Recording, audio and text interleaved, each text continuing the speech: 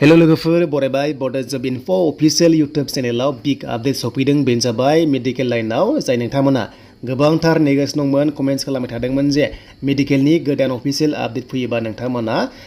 गोबां कमेन्ट्स खालामदों जे आपडेट नांगौ होननानै दा finally directorate of medical college एबा DME नि आन्डाराव मोनसे अफिशियेल आपडेट नोंथांमोननो लाना फैदों एन्ड बेनिफ्राय Gr.3 आरो Gr.4 नि सायावबो नोंथांमोनजों कभार खालामगोन बेखायनो भिडिअखौ नोंथांमोना जोबजासिम नायनो हागोन जाय नोंथांमोना बड जब इनफो अफिशियेल इउटुब चेनेलाव गोदान साबस्क्राइब खालामना ला जेब्लायबो साख्रिनि आपडेट नोंथांमोना बर' रावजों मोनबाय थानो हागोन दा जोङो अफिशियेल साइटआव दंखायो नाथाय जों बे अफिशियेल साइटआव फैयोब्ला जों लेटेस्ट आपडेटआव फैयोबा जों मोननाय नङा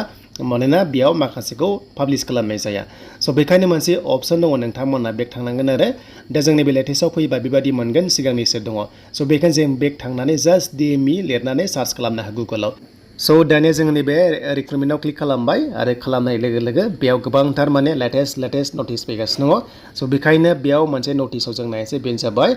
जाय नोंथांमोना टेक्निकेल लाइनाव Gr.3 आव एग्जाम होदोंमोन बेनो जाबाय स्टाफ नार्सआव दा बिथांमोना सेलेक्सन लिस्टआ फैग्रोबाय दा बेयाव क्लिक खालामबानो जों लिस्टखौ मोनसिगोन आरो बेखौ जों नायनोसै बेनिफ्राय जायनोखि एग्जाम होदोंमोन रल नाम्बार दङ नोंथांमोना सेलेक्ट जाबाय बेयाव दङ नै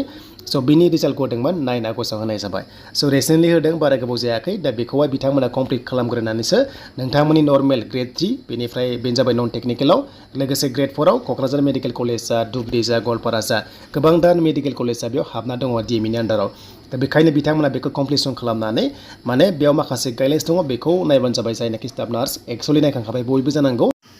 दा बेखायनो Gr.3 नि नन टेक्निकेला बेयाव होग्रोबाय दा बेयाव माखासे टाइमनि गेजेरजोंहाय माखासे गाइडलाइन्स फैबावगोन आरो बिथांमोना जयनिंआव जानांगोन एबा बिथांमोना मा सेलेक्सन लिस्टआव थांनांगोन आरो स' बेखौ नोजोर बोयोब्ला गोबां कमेन्ट्स खालामदों जे नर्मेल Gr.3 बेनिफ्राय Gr.4 नि एग्जामा माब्ला जागोन होननानै दा बेनो आरो टेक्निकेल लाइन नोंथांमोननि Gr.3 स्टाफ नार्सखौ फोजोबग्रोनानै दा बावैनो नोंथांमोननि नन टेक्निकेल लाइनावहाय Gr.3 एग्जाम कन्डाक्ट जागोन लोगोसे Gr.4 आवबो जागोन दा बेखौ जों आसा खालामनो हायो सेप्तेम्बर अक्ट'बराव जानायनि चान्सआ दङ आरो लोगोसे ADREबो फैगासिनो दं नालाय बेखायनो लेटबो जानो हागौ आरो दा नोंथांमोना नेथ'नांसिगोन जेब्ला गोदान आपडेट फैयो नोंथांमोना चेनेलाव मोननो हागोन